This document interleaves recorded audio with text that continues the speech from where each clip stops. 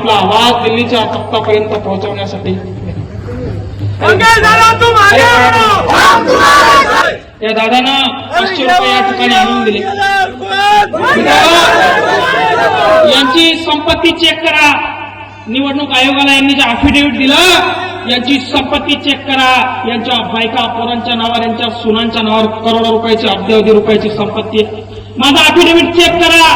मी एक गाडी जाळली तर या पोरांनी शहाणपणा केला, मला या ठिकाणी गाडी घेऊन दिली, तर त्या गाडीचं मला बदनामी करायला लागली. ते जनसमुदाय या ठिकाणी असे पैसे देऊन मला मदत करायला लागले. 500 रुपये देऊन, 100 रुपये देऊन माझा मान सन्मान करायला लागले. मित्रांनो, या ठिकाणी शब्द देतो, तुमच्यासाठी मी वेळ प्रसंगी मरायला सुद्धा तयार आहे. या रावसाहेब दानवेला आणि कल्याण काळेला म्हणा, तुम्ही रस्त्यावर यायला तरी तयार आहे का म्हणा. अरे तुमची अवकाश शेतकऱ्याच्या पोराला खरेदाची. हे शेतकऱ्यांनी असे 1000-500 देऊन मला मोठं केलंय आणि या कष्टाचे दाणे खाऊन या ठिकाणी उभं राहायला लागलोय, या निवडणुकीला समोर जायला लागलोय.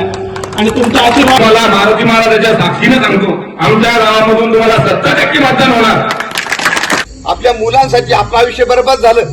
आताचा प्रश्न आहे, पण हे काही शालेय विद्यार्थी आपले, या विद्यार्थ्यांसाठी काहीतरी प्रगती करणारा नेता आहे. त्यांच्या पाठीमागून यांच्या भावी आयुष्याचा थोडासा विचार करून आपण आता योग्य मार्गाने चालला.